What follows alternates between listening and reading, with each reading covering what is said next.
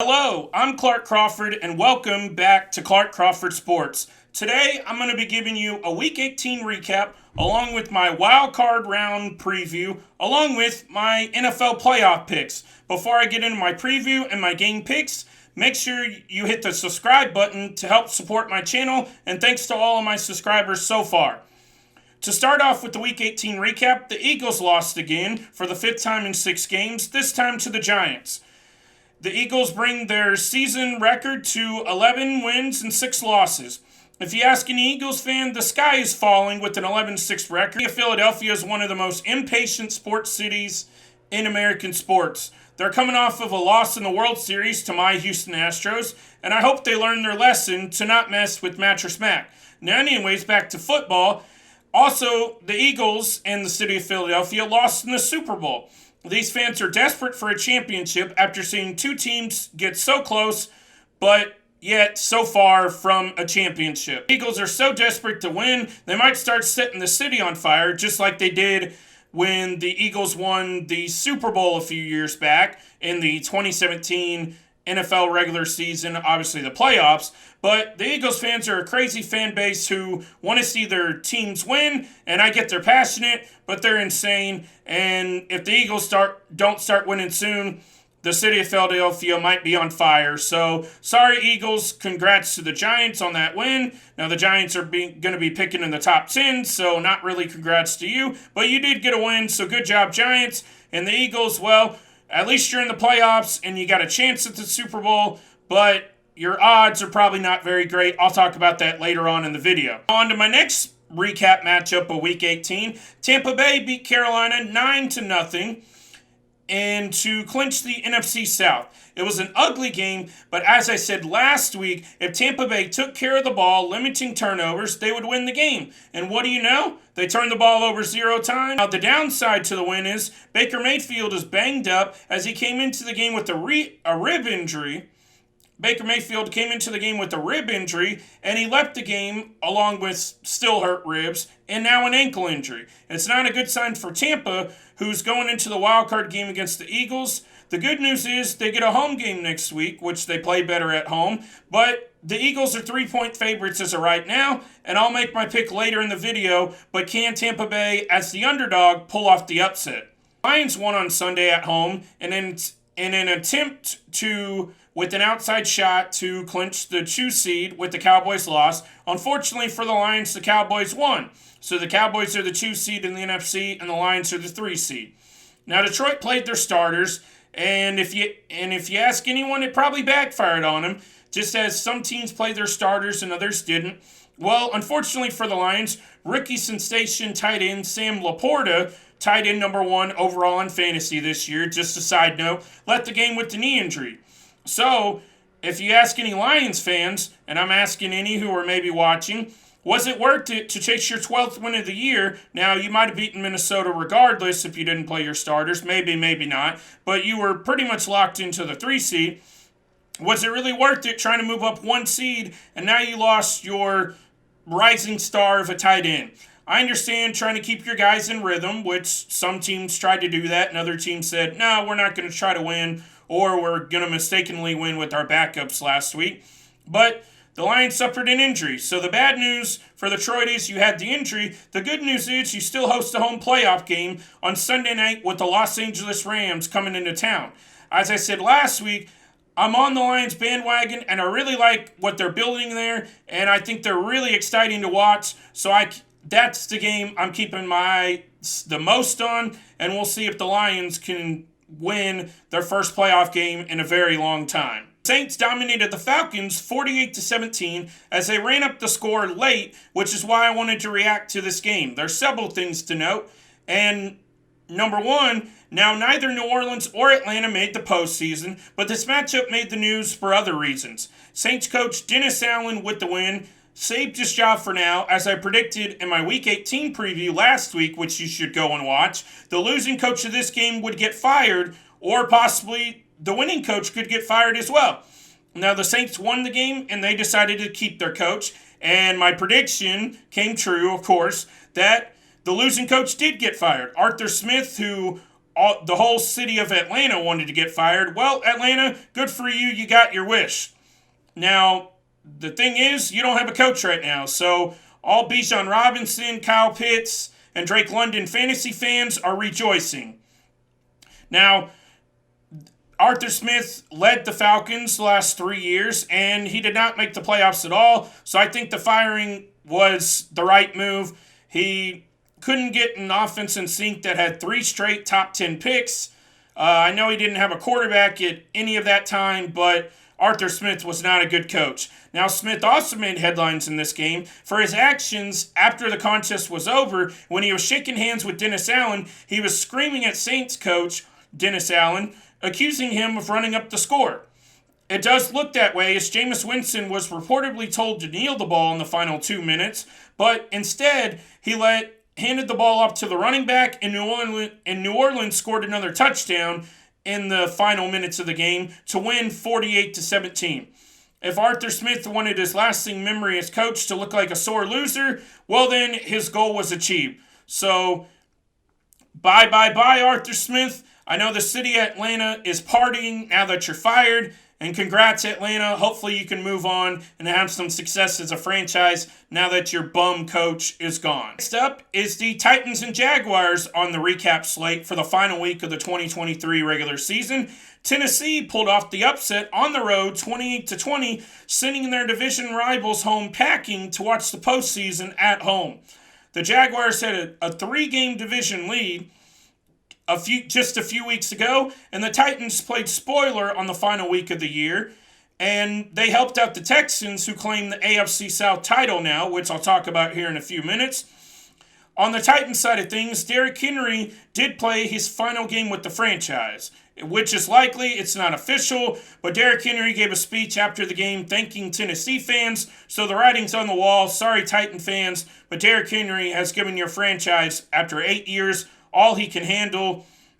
Y'all made the playoffs maybe once or twice in that span. Y'all had the 1 seed 1 year, and you choked in the playoffs when you had a home playoff game. And, well, Tennessee, you pretty much stunk the whole time Derrick Henry's there. So you're going to let a good thing walk when you should have traded him, because Derrick Henry is tired of losing, and I can't say I blame him. So from the Titans side of things, it'll be interesting where the Titans go from here. They're likely to lose Derrick Henry. They did draft rookie Tyjae Spears, so I would think he would at least get the keys to the running back position for 1 year. We'll see how he could do, possibly as a lead back, or they could go with the committee, sign a veteran, or draft another running back. That remains to be seen.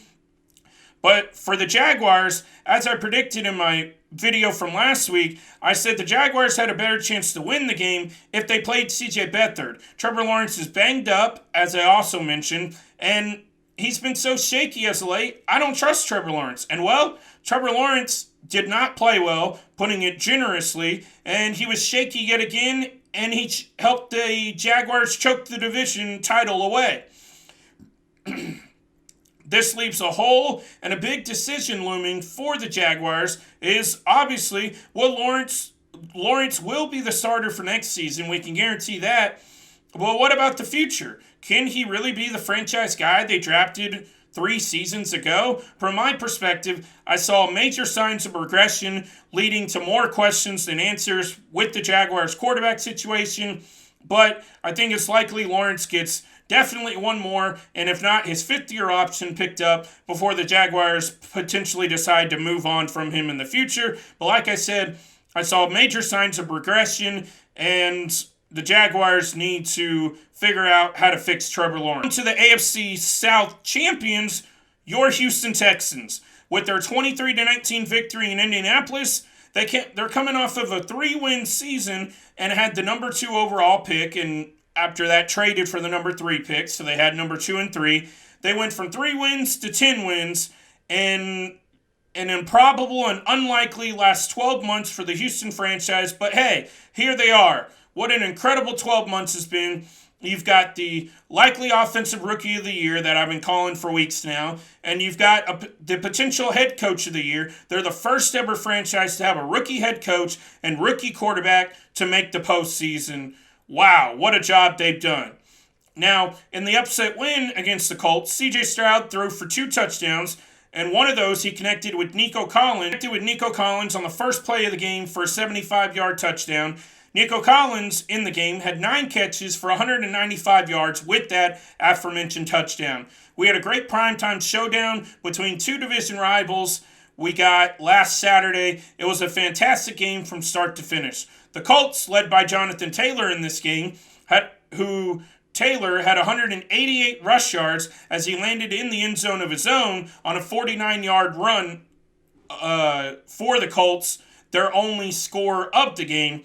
Taylor was nearly unstoppable all night long, but despite his efforts, he could not bring home the win and a playoff berth for the Colts. Now, the problem with late in the game was you didn't have Jonathan Taylor in on your last offensive play, and, well, we saw the Colts' third-string running back drop a pass on 4th and 1, and the rest is history.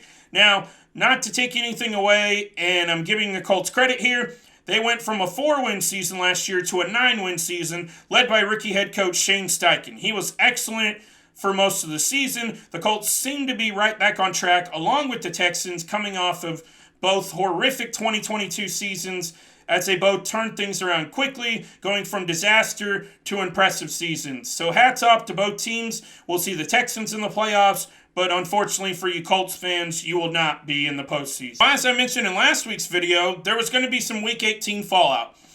With the Black Monday of NFL coach firings, it's the Monday after the regular season, and coaches typically get fired. Now, before Week 18, we already knew the Chargers, Raiders, and Panthers head coach openings were there. And since the end of Sunday, we've gotten 5 more NFL coaching jobs who have opened up, including Tennessee Titans letting Mike Vrabel go, the Patriots, quote-unquote, parting ways, which AKA means they fired Bill Belichick, along with Seattle did the same with Pete Carroll. So Bill Belichick and Pete Carroll wanted to go on record. They parted ways. You were fired. Just come out and say it. You weren't winning enough, so the teams, and you've been there forever, so the teams decided to move in different directions. The other jobs to open up were, as I mentioned earlier, the Falcons job. Arthur Smith was let go of his duties. Like I said, Falcons fans are rejoicing, throwing parties, the whole 9 yards. And the Washington Commanders dismissed head coach Ron Rivera, the final opening of the job search. Breaking news, as I record this video on Friday, with the playoff games being Saturday, Sunday, Monday, the Patriots did not consider any external candidates. They went ahead and hired coach who was already on the staff, Jerod Mayo, former NFL player. So one of the 8 job openings has been filled as the Patriots hired Jerod Mayo.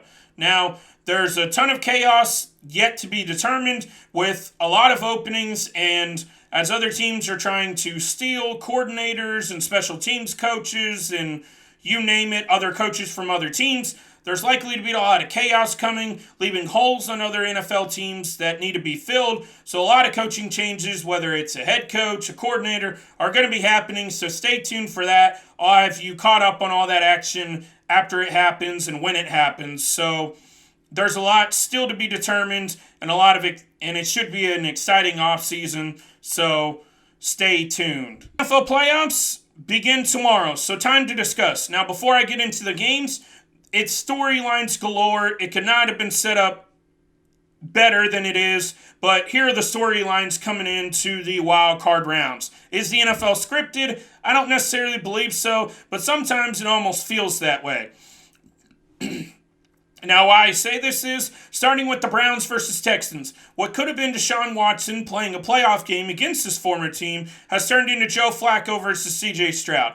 So a good matchup, but Deshaun Watson got hurt, and let's be real, Deshaun Watson probably won't even be at the game. He'll probably be hitting up his old massage parlors in Houston. No, not really. I'm sure he might be in a booth at the game, but not on the sidelines. We have Tyreek Hill's return to Kansas City for the first time since the Chiefs traded him to Miami. Now, Tyreek Hill was supposed to play in Kansas City earlier in the regular season, but that game was in Germany as the Chiefs hosted a home game in Germany. So some Miami fans and other NFL fans think The Chiefs purposely played in Germany to not have Tyreek Hill torch them in Kansas City at Arrowhead, but that's another topic for another day. The third of 4 storylines is Mike McCarthy, now coach of the Cowboys, faces his former team, the Green Bay Packers, where he won a Super Bowl with them over a decade ago.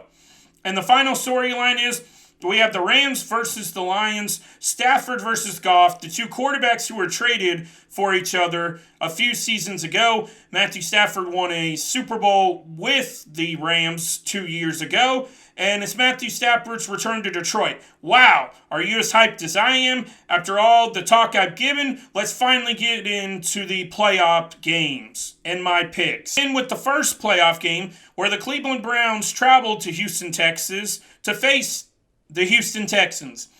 This is a rematch from Christmas Eve, if you remember a few short weeks ago, where the Browns went into Houston, dominating them from the opening kick, winning the game 36-22. Now, the final score is misleading in that game because the Texans put up a bunch of the Texans put up 2 garbage time touchdowns in that game. And as I said, the score is misleading because the Browns were up 28-7 entering the fourth quarter. Joe Flacco threw for 368 yards along with 3 touchdowns.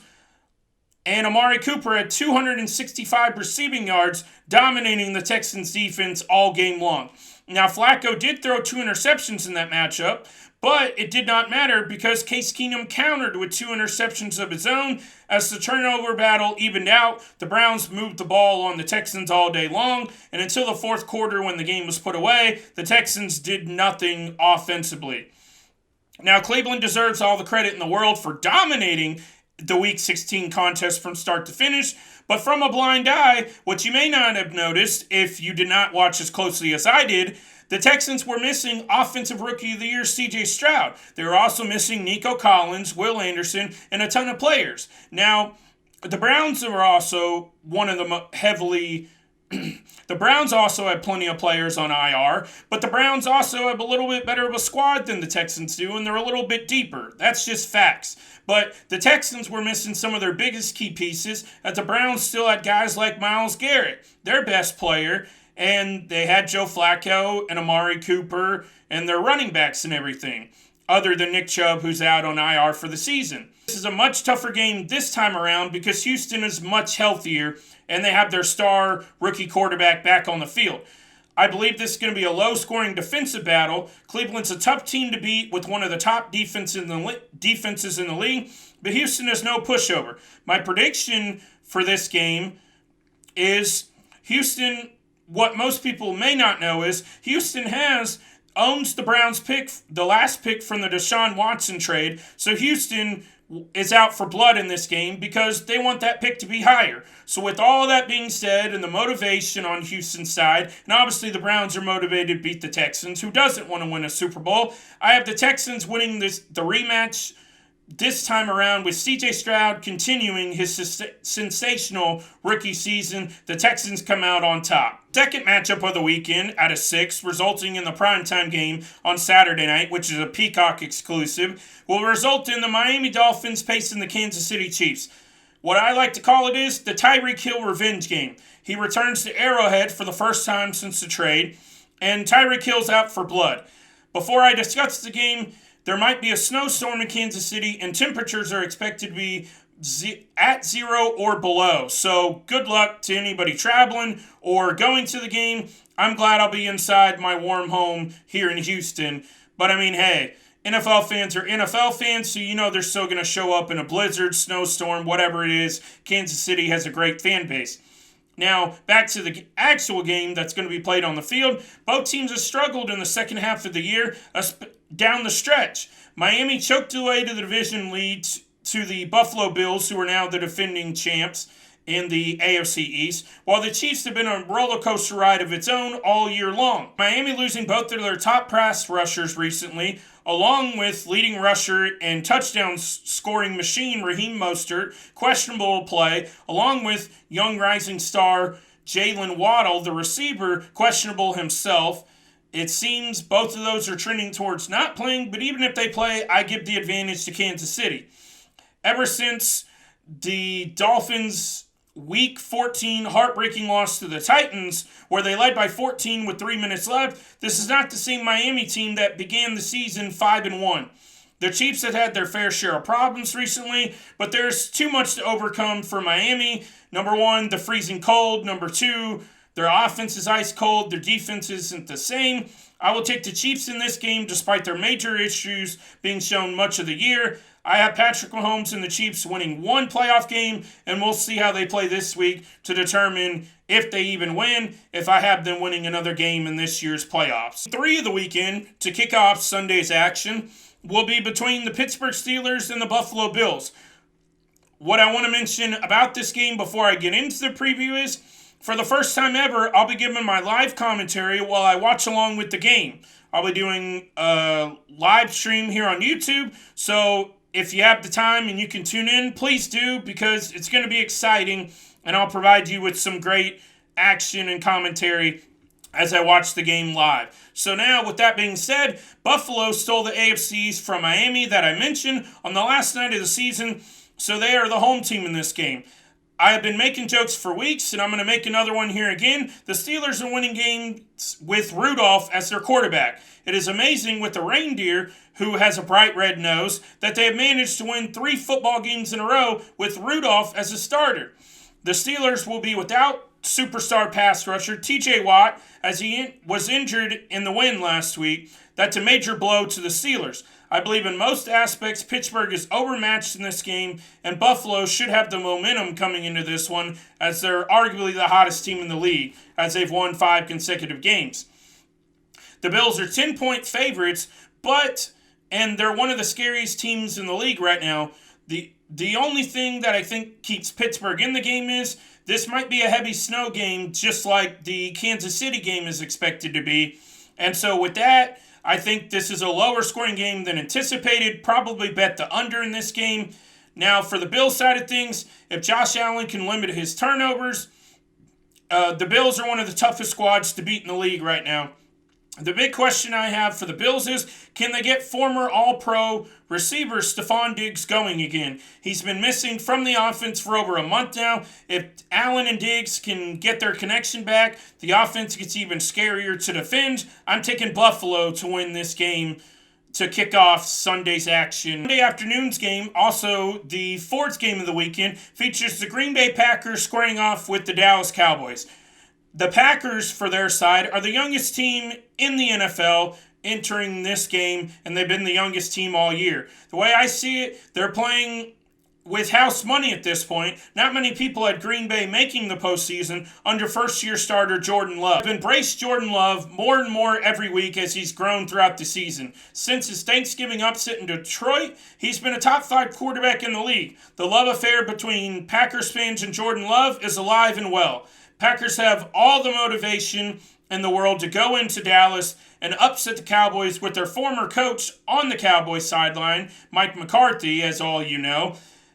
As I see it unlikely Green Bay pulls off the upset here. Previously, these two have faced off in the postseason 8 times, with both sides splitting the games 4-4. The last matchup, Mike McCarthy came into Dallas to upset the Cowboys 34-31. Does anybody remember that game? Well, I do. It was the Jared Cook sliding catch along the sidelines to set up Mason Crosby's game-winning field goal as the Packers went on to win that game as time expired. Around, Mike McCarthy is a heavy favorite, coaching the Cowboys this time.